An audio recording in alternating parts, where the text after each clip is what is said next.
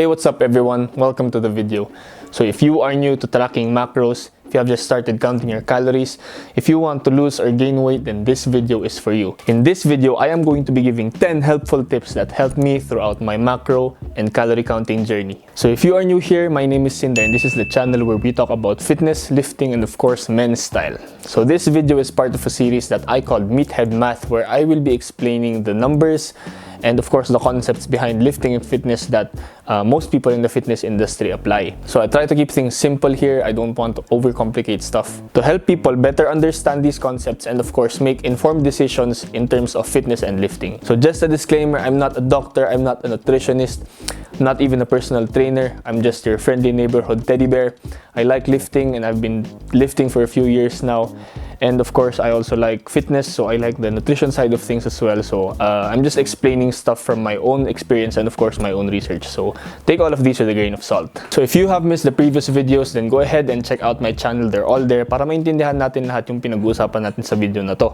So without further ado, tip number 1 would be to buy a food scale, a body weight scale, measuring cups, and measuring spoons as well. Of course, the very essence of macro tracking and calorie counting is being accountable of everything that is going inside your body. So we just need the right tools for the job, which are those that I listed earlier. So of course, as we use these instruments, we want to train our eyes most importantly.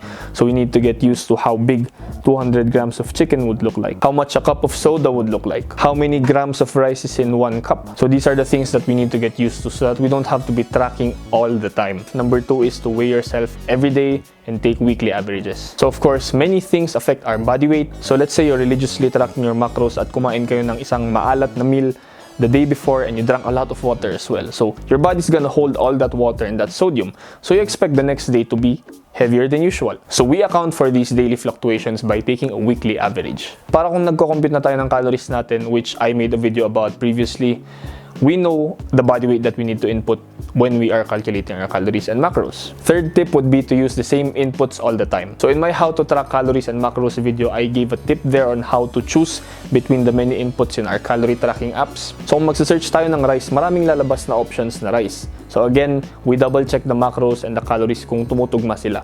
That's what I do. Now if you're like me and you eat rice almost every day, then you always use the same input of rice. This is just the best practice to keep things consistent.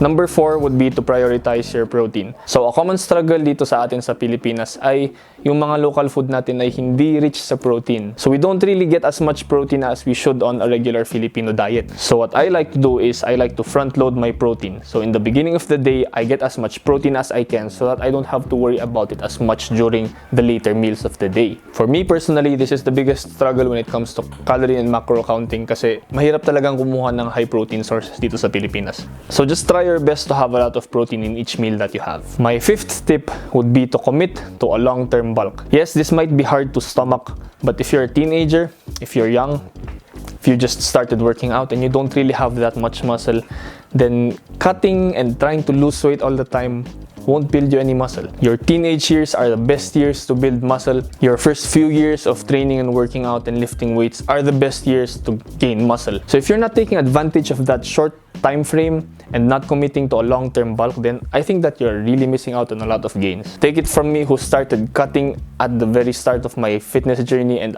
I totally regret it because I just developed a really bad relationship with food and I just got into cycles of cutting and bulking and cutting and bulking. When I finally committed to bulking and said that, okay, I'm not gonna mind my abs as much as I should and really focus on building muscle and building strength, then that's when I saw the gains really coming in. Number 6 would be getting in the habit of eating similar foods every day. So this is different from the advice of your local bodybuilder that tells you to eat chicken, broccoli, and rice every day. What I'm saying here is that you eat the same kinds of food every day. So your breakfast would be a large serving of protein and some carbs.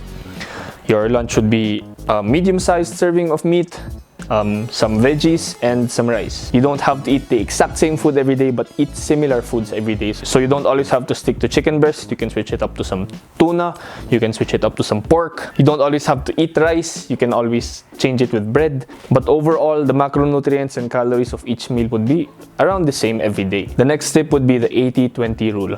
So a lot of guys in fitness would like to preach that you can always fit in your favorite foods in your diets. So the 80-20 rule is basically saying that 80% of your total food should come from clean, whole foods, healthy, nutritious sources like rice, veggies, lean meats, and 20% can come from your favorite foods like ice cream, soda, candy, chocolate, whatever you want. This creates a healthy, sustainable habit so that you don't have to go crazy all the time trying to force yourself to eat healthy food even if you don't enjoy them that much. Yes, we want to develop good habits and discipline and create a relationship with good and nutritious healthy foods, but sometimes we also want to stay sane.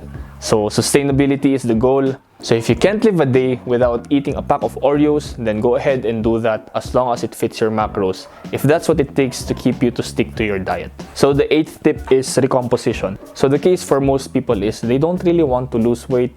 They don't really want to gain weight either. They just want to lose their belly and gain some muscle. For some ladies, they call it being toned. So if this is where you stand at the moment, you don't really want to lose or gain any weight, you just want to change how your body looks and maintain the same weight, then guess what? You don't have to cut or to bulk. You can always maintain. This is what most people call recomposition. If you're on the heavier side and you want to lose just a little fat, then go for a really small deficit, 100 to 200 calories. In the same case, if you want to gain just a little weight, then go for a really tiny surplus. In the bigger picture, you're maintaining your weight. As you're training harder and harder in the gym, you're gaining muscles, and that tiny deficit would help you lose weight in the long term. Same case if you just want to gain a little mass and you don't want to be very bulky and very muscular, then do it over the long term. It doesn't hurt to maintain your weight. You don't have to always go through these cycles and phases of losing weight and gaining weight and losing weight and gaining weight. You can always stretch it out over the long term. The 9th tip would be to not let macro tracking take over your life. So when you're starting out and seeing results, I know it can be very exciting, and then we start to get obsessive about the numbers. I even got to the point where I tried to track down to the gram every slice of onion and garlic in my food. Every single leaf of vegetable that I would eat, I tracked. And guess what? It didn't make a significant difference. And like I said in previous videos, this is not an exact science. Don't be afraid to go by estimates. And as much as possible, like I said, train your eyes so that you don't have to be tracking all the time. As the months and the years pass by, masasanay din kayo na, ganito dapat karami yung karne na kinakain ko sa isang araw. Ganito dapat karami yung carbs na kinakain ko sa isang araw. You don't always have to keep tracking and computing your calories. If you're into bodybuilding, if you're a physique athlete, if you're a bikini athlete, then it's a different story. But for us guys who just like to get fit and get strong, then it's not worth it. It's not worth the time and the energy to always be so obsessive about what you're eating. You don't want to get too deep into all of this because it can really destroy your relationship with food, because I personally and my friends personally experienced this at some point in time in their macro tracking journey. So just chill out. If there are days that you just absolutely pigged out and went 5,000 calories when you were only supposed to eat 2,500, then just chill out. You don't have to not eat the next day. You don't have to punish yourself with exercise the next day. Just start from scratch and just keep tracking how you usually would. So the last tip, the 10th tip, would be to subscribe to my channel, because we are going to be talking about these in the next coming videos. So if you are caught up with the series, I've been talking about nutrition. So I have one more video coming about nutrition in Meathead Math, and then we are going to tackle training. So in the training part of Meathead Math, we are going to be talking about programming, volume, frequency, intensity, 1RMs, and all that good stuff. So thank you for watching this video. I'll catch you in the next one. Peace!